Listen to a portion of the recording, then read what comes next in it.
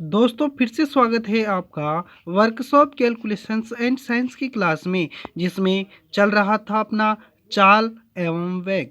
देखिए, इसका पार्ट मैंने पहला करवा दिया है। आज पार्ट 2 पर बात करेंगे।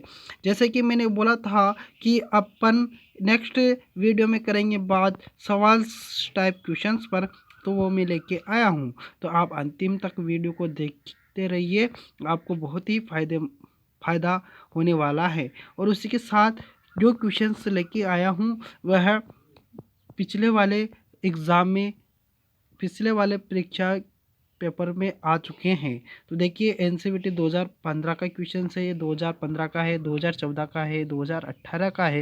यानी कि सभी क्वेश्चंस पहले एग्ज़ाम में आ चुके हैं।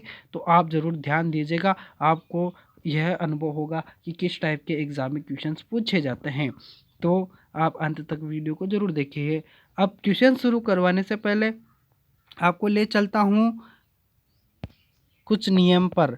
जो नियम है, जैसे कि गतिज ऊर्जा का नियम है, जिसको काइनेटिक एनर्जी बोला जाता है, वह है 1/2 एम वी का स्क्वायर। यानी कि एम यानी कि होता है द्रव्यमान, वी यानी कि होता है वेग। ठीक है, इसी के साथ आगे देखिए, ए बराबर, यानी कि ए को बोला जाता है त्वरण। त्वरण बराबर डेल्टा वी बटे टी। डेल्टा इसलिए लगा हुआ है कि इसमें परिवर्तनीय मान होता है। यानी कि प्रारंभिक, वी यानी कि होता है अंतिम वेग, वी यानी कि क्या होता है अंतिम वेग, और यू यानी कि जो दिया है वह होता है आरंभिक वेग। यानी कि इसमें जो अंतर है वही वेग। ठीक है, टी यानी कि होता है समय। एक सूत्र यह है, चाल बराबर दूरी बटा समय, ये सभी को पता होगा। इसके साथ गति के जो 3 नियम है, उसी के आधार पर ऊपर से कोई वस्तु को नीचे गिराया जाता है और नीचे से किसी वस्तु को ऊपर फेंका जाता है। उसी को मिलाकर इसमें 3 नियम दिए गए हैं। जो देखिए किस प्रकार से हैं। पहले जो नियम हैं ये तीनों, यह आपको याद करने हैं तीनों। इसी की सहायता से आप ये 6 जो नियम है वह भी आप बना सकते हो।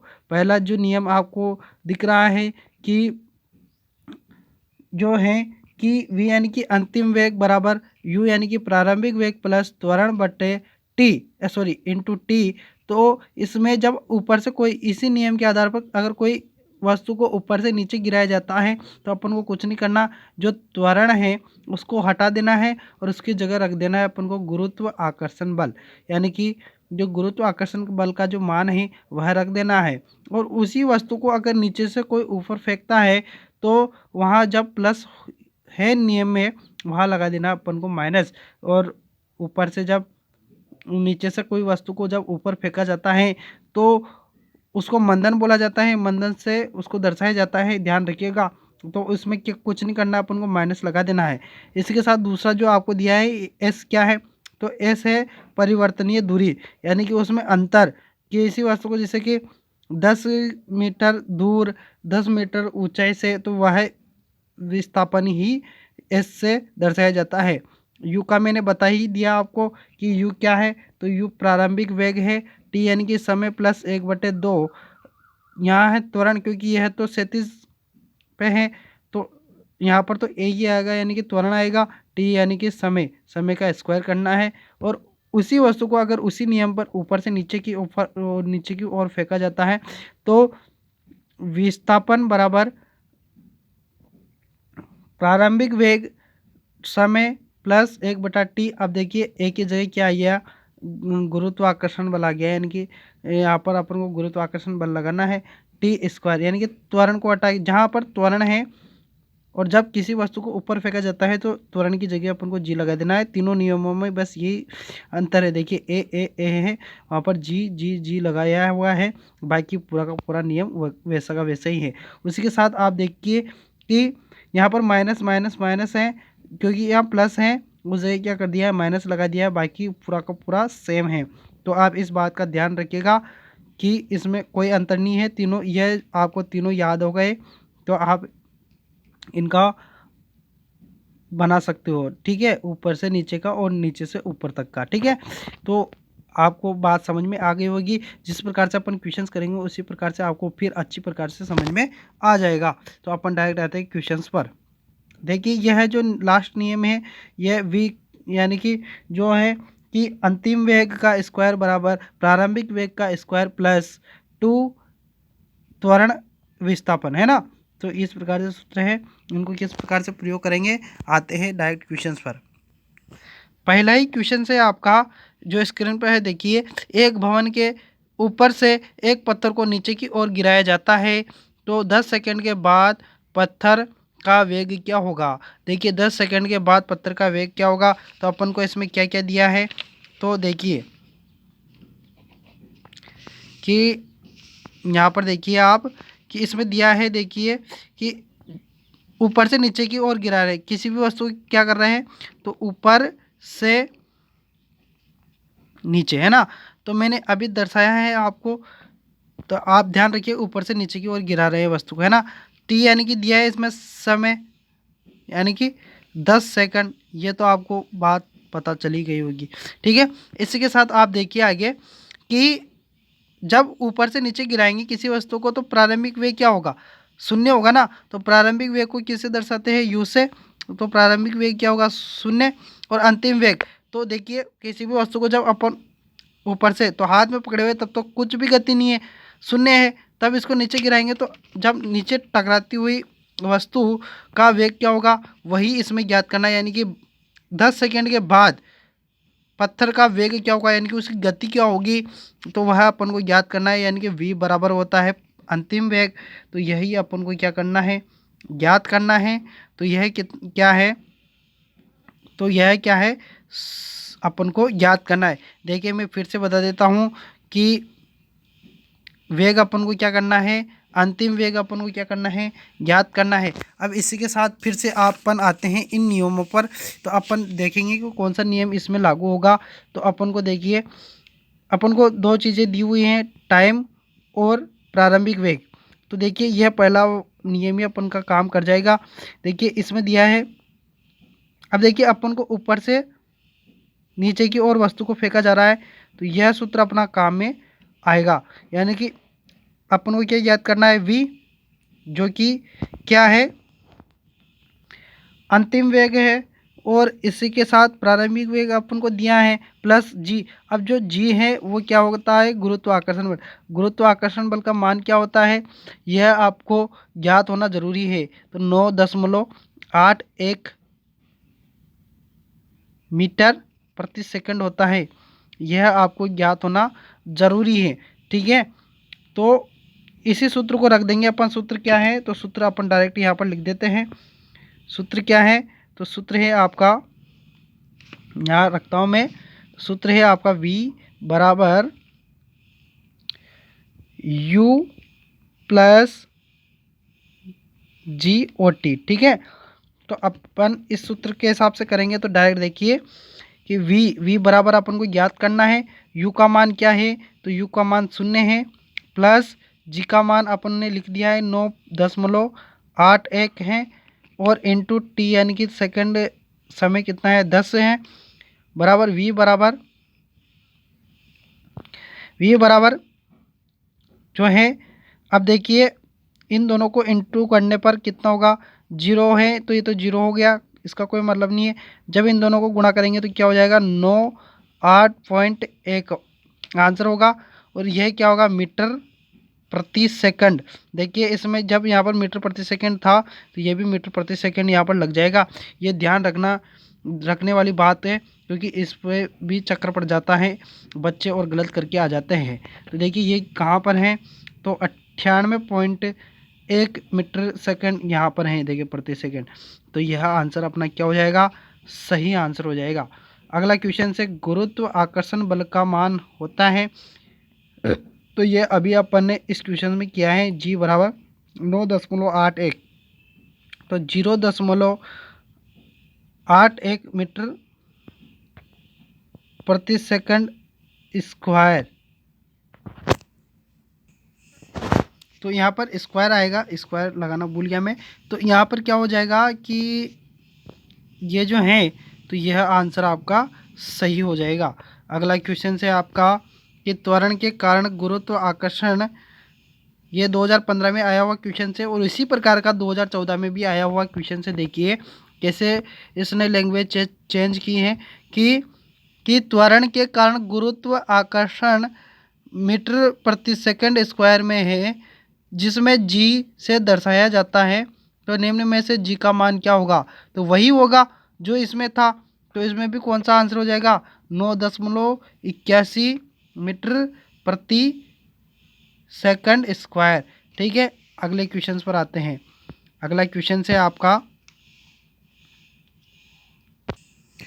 अगला क्वेश्चन देखिए ध्यान से। 400 केजी भार वाली एक कार 25 किलोमीटर प्रति सेकंड यात्रा करने पर एक समान मंद होते हुए, यानी कि रुकते हुए है ना, मंद होते हुए 5 सेकंड में रुकती हैं, तो मंद क्या होगा? मंदन वही जो मैंने बताया था, यानी कि गाड़ी को रुकते हुए, है ना। तो देखिए त्वरण का उल्टा होता है मंदन। ठीक है, तो देखिए रुकती हुई गाड़ी, है ना। तो 400 केजी भार, ये तो देता है कंफ्यूज करने के लिए, इसका अपने को कोई मतलब नहीं है। अपन डायरेक्ट देखिए आगे बढ़ते हैं। तो एक कार 25 किलोमीटर प्रति सेकंड यात्रा करने पर एक समान मंद होते हुए 5 सेकंड, यानी कि 5 सेकंड पहले उसकी गति क्या थी? 25 किलोमीटर प्रति सेकंड, यानी कि उसका प्रारंभिक वेग, यही प्रारंभिक वेग है। इसी प्रकार से ध्यान रखना पड़ता है कि कौन क्या कह रहा है क्वेश्चन। तो देखिए प्रारंभिक वेग को किससे दर्शाया जाता है? यू से। तो यानी कि 25 किलोमीटर प्रति सेकंड। ठीक है, यात्रा करने पर एक समय में मंद होते हुए 5 सेकंड में रुकती है, यानी कि टी बराबर क्या है? 5 सेकंड। ठीक है, रुकती है तो मंद ज्ञात कीजिए, यानी कि लास्ट में, यानी कि अंतिम वेग अपन को ज्ञात करना है। तो इसमें भी कौन सा सूत्र लगेगा? तो इसमें देखिए यस कार है, तो कार क्या है कि 37 गति पे चलती है ना, तो ऊपर से नीचे गिर रहे हैं, नहीं नीचे से ऊपर। तो इसमें अपना कौन सा सूत्र लगेगा? तो इसमें सूत्र लगेगा अपना ये वाला प्रथम, है ना। v बराबर u प्लस ए टी, यानी कि अंतिम वेग बराबर प्रारंभिक वेग प्लस ए और टी, है ना। तो देखिए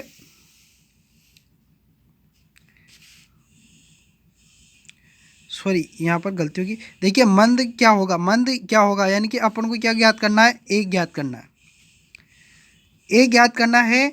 और ये जो कार है, तो कार तो रुक जाती है, बोला ना इसने कि रुक जाती है, तो रुक जाती है, यानी कि जब रुकेगी गाड़ी तो गति क्या होगी? शून्य हो जाएगी।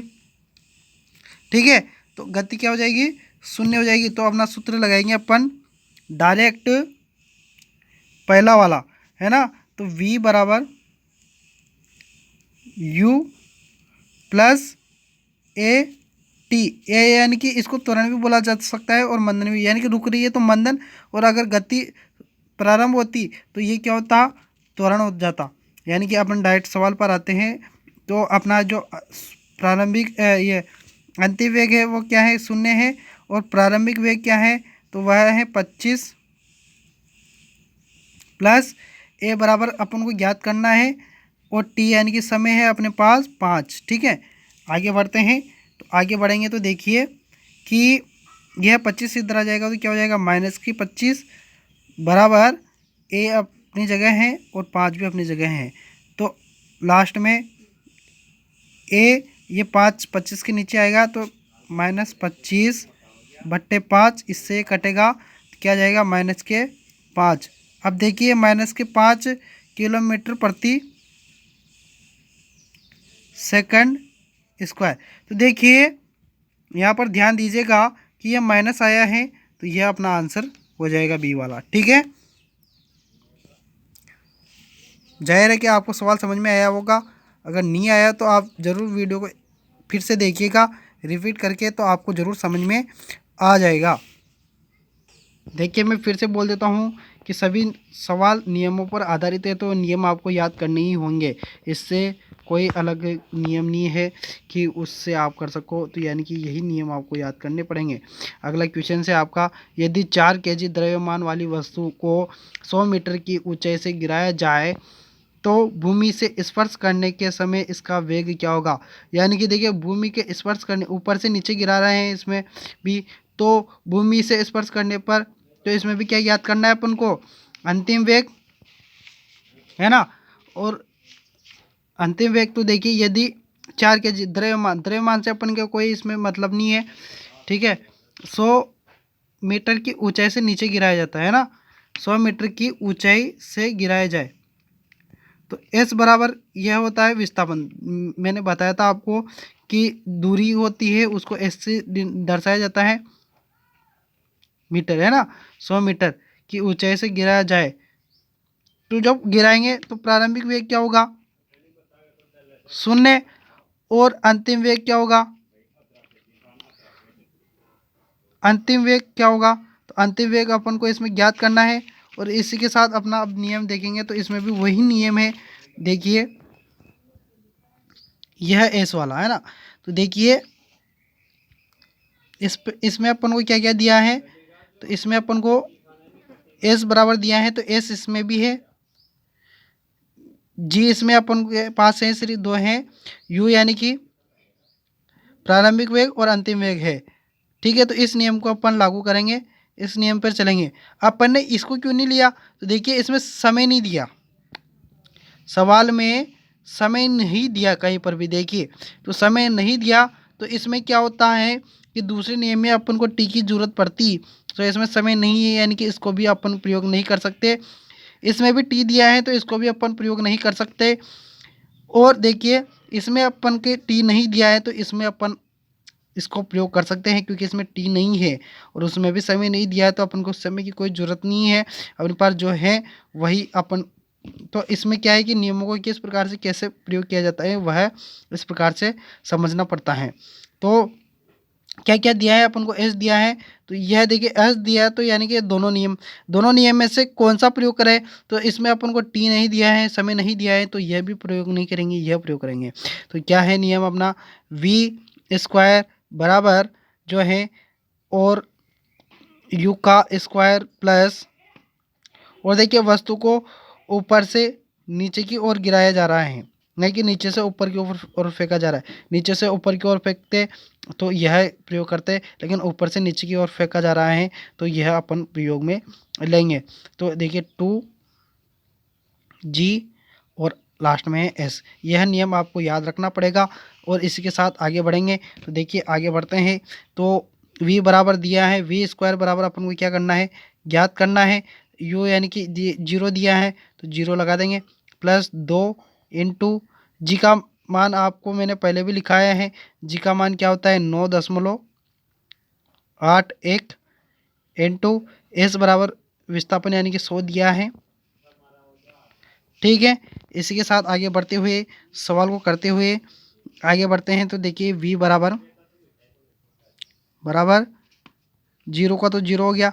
अब इसको जब अपन 9 दशमलव को जब 100 से गुणा करेंगे तो ये दशमलव हट जाएगी, क्योंकि 2 जीरो लग जाती हैं तो 2.2 बिंदु 0 पीछे चला जाता है तो क्या हो जाएगा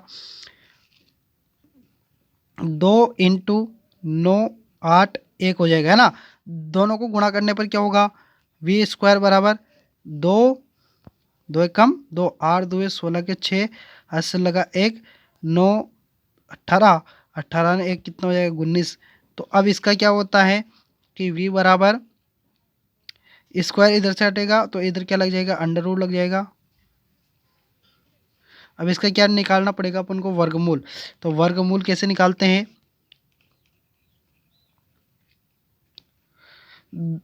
किसका देंगे तो देखिए 4 का 16 हो जाएगा, बचा कितना 3 बचा है, 4 4 कितने हो जाएंगे 8, 4 4 कितने हो जाएंगे तो 8 हो जाएंगे, 6 2 है ना। अब देखिए यहाँ पर क्या होगा कि यहाँ पर फिर से 4 से गुणा करेंगे अपन, देखिए 4 को इससे गुणा करेंगे तो कितना हो जाएगा 16, हाथ से लगा 1 8 चौक 32 32 एक 33 हो जाएगा। देखिए वर्गमूल कैसे ज्ञात करते हैं इसका लिए मैंने पहले ही वीडियो बना रखा है, तो आप पहले वाले वीडियो को देखिए तो आपको समझ में आ जाएगा वर्गमूल कैसे निकाला जाता है। तो यहाँ पर 4 और 4 आए हुए हैं, एक तो 4 ही है और एक 4 ही आया हुआ है ना। तो अपन के लिए इतना ही काफ़ी है कि 44 आ गया, ऑप्शंस में देख कर भी अपन सवाल को कर सकते हैं। तो 44 किस में है, सबसे आगे तो 44 यहाँ पर है, तो यही अपना आंसर हो जाएगा। ठीक है, तो आप समझिएगा कि वर्गमूल को पूरा करने की भी कोई ज़रूरत नहीं है। अपन ऑप्शंस के सवाल है तो ऑप्शंस टाइप कर सकते हैं। वर्गमूल अगर मैं बताऊंगा तो समय ज़्यादा लगेगा इस वीडियो में, क्योंकि मैंने पहले वर्गमूल का एक वीडियो बनाया हुआ है जिसमें मैंने पूरा वर्गमूल का सिस्टम सिखाया हुआ है, तो आप ज़रूर उसको देखिए तो आपको वर्गमूल समझ में आएगा। अगला क्वेश्चन से आपका, एक वस्तु 2 मीटर प्रति सेकंड के संवेग से गतिमान है, अगर 4 सेकंड बाद उसका संवेग 5 मीटर प्रति सेकंड हो जाता है तो वस्तु का त्वरण क्या होगा? वस्तु का त्वरण क्या होगा? वस्तु का त्वरण होगा, देखिए अगला क्वेश्चन से जो आप का है कि एक वस्तु 2 मीटर प्रति सेकंड के संवेग से गतिमान है और अगर 4 सेकंड बाद उसका संवेग 5 मीटर प्रति सेकंड हो जाता है तो वस्तु का त्वरण क्या होगा? त्वरण ज्ञात करना है। त्वरण के लिए अपने पास देखो यह है, यहाँ पर दिया है, तीनों सूत्र हैं ये सभी त्वरण के। ये तो आगे ऊपर नीचे और नीचे से ऊपर फेंकी जाने वाली वस्तु के हैं, लेकिन अपने पास त्वरण के तीनों हैं। तो तीनों में से देखिए यहाँ पर क्या क्या दिया है अपने पास। तो देखिए एक वस्तु को 2 मीटर प्रति सेकंड के संवेग से गतिमान है। गतिमान यानी कि प्रारंभिक वेग। प्रारंभिक वेग को यू से दर्शाते हैं, तो क्या है 2 मीटर प्रति सेकंड। ठीक है, इसी के साथ 4 सेकंड बाद उसका संवेग, 4 सेकंड यानी कि समय टी बराबर 4 सेकंड। ठीक है, इसी के साथ मीटर प्रति सेकंड हो जाता है 5, संवेग 5 मीटर प्रति सेकंड हो जाता है, यानी कि अंतिम वेग। अंतिम वेग क्या हो जाता है? 5 मीटर प्रति सेकंड हो जाता है। तो वस्तु का त्वरण क्या होगा? वस्तु का त्वरण क्या होगा?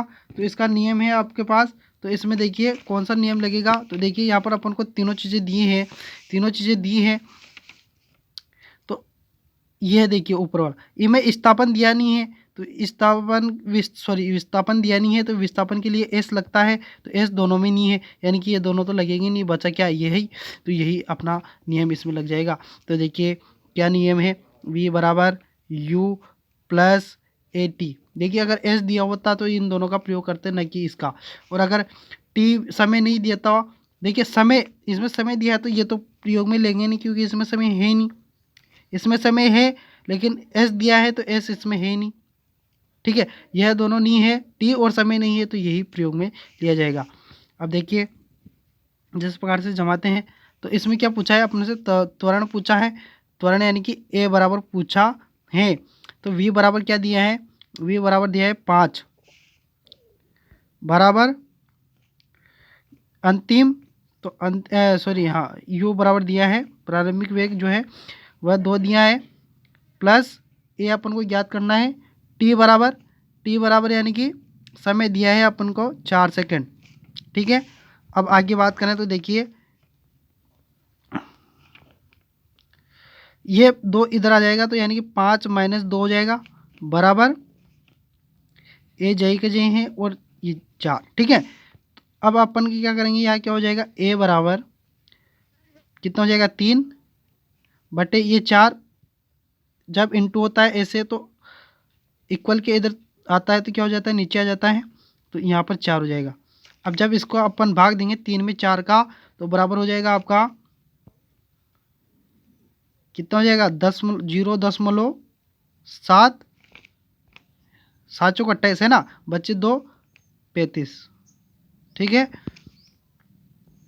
तो इस नियम के आधार पर यहाँ हो गया 0.75। तो 0.75 कहाँ पर है? यहाँ दिया है 0.75 मीटर प्रति सेकंड स्क्वायर। यह अपना आंसर हो जाएगा। अगला क्वेश्चन से आपका, देखिए सभी नियमों पर आधारित क्वेश्चन है, तो आप जरूर इन पर ध्यान दीजिए। अगला क्वेश्चन से, एक रेलगाड़ी 220 किलोमीटर 5 घंटे में तय करती हैं। एक रेलगाड़ी 220 किलोमीटर 5 घंटे में तय करती हैं, तो इसकी औसत चाल ज्ञात कीजिए। चाल का सूत्र सबसे पहले बताया था मैंने, चाल बराबर दूरी बटे समय। तो इसका जो सूत्र है दूरी बटे समय, इनकी दूरी कितनी है? 220 है, और चाल कितनी है? समय कितना लग रहा है? तो 5 घंटे। इसको इससे काटेंगे कितनी बार कट जाएगा? 4 पंजे 20 और 4 पंजे 20। ठीक है, तो यह हो गया किलोमीटर प्रति हावर। तो यही अपना आंसर हो जाएगा 44। ठीक है, अगला क्वेश्चन से आपका कि जब 2 केजी द्रव्यमान को क्षैतिज दिशा में फेंकते हैं तो वह 15 मीटर प्रति सेकंड स्क्वायर सेकंड की गति पकड़ लेता है। इसकी गतिज ऊर्जा कितनी होगी? गतिज ऊर्जा का सूत्र मैंने सबसे पहले आपको बताया था। तो इसका गतिज ऊर्जा का सूत्र है काइनेटिक एनर्जी बराबर होता है 1/2